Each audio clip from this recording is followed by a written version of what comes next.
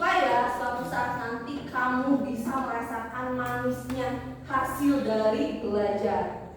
Seperti biasa, sebelum kita belajar, alangkah baiknya kita berdoa terlebih dahulu. Silahkan kita kelas untuk memimpin. Berada mati mulai. Selesai. Alhamdulillah. Untuk hari ini apakah ada yang tidak hadir? Ada. Siapa? Absen dulu. Dini, Haikal, sakit, baik. Semoga yang sakit cepat sembuh.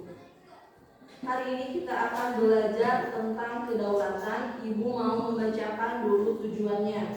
Jadi tujuan dari pembelajaran ini, setelah mengamati peserta didik dapat menyimpulkan tentang prinsip-prinsip kedaulatan yang sesuai dengan undang-undang. Nah, itu tujuan pembelajaran kita hari ini. Semangat ya! Masih ingat apa pembelajaran kita yang kemarin?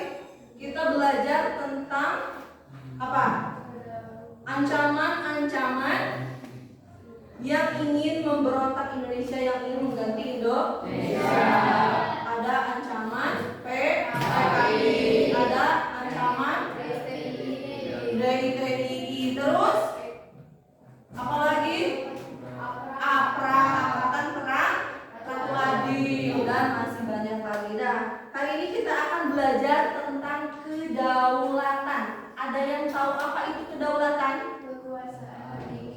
Kekuasaan tertinggi, betul. Jadi kedaulatan itu berasal dari bahasa Arab yang artinya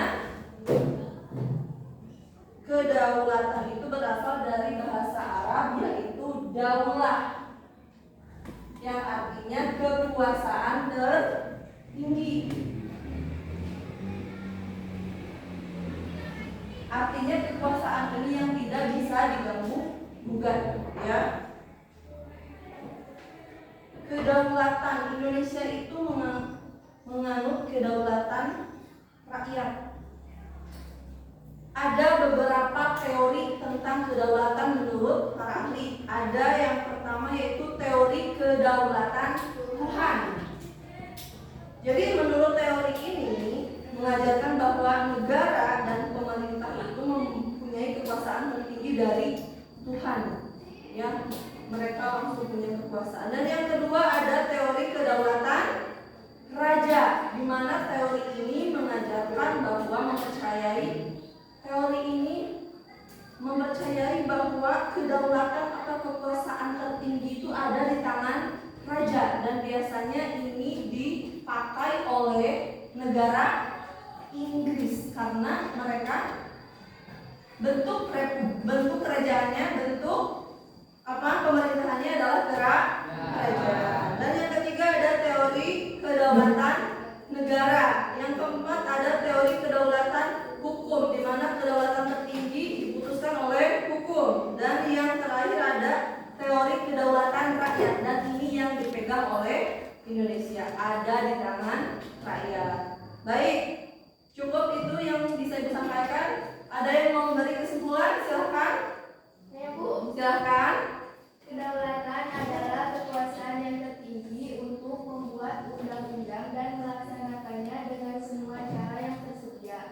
Oleh karena itu, kedaulatan rakyat membawa konsekuensi bahwa rakyat adalah pemegang kekuasaan tertinggi dalam kehidupan bermasyarakat dan bernegara.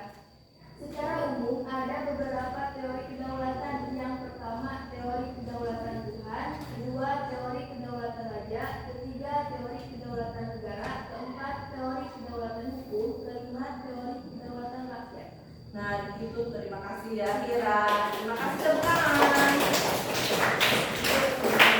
Ya, betul, kesimpulannya memang kita belajar tentang kedaulatan, di mana ada beberapa macam kedaulatan. Apakah sudah paham? Baik, tidak ada pertanyaan? Ada yang bertanya? Terima kasih. Assalamualaikum.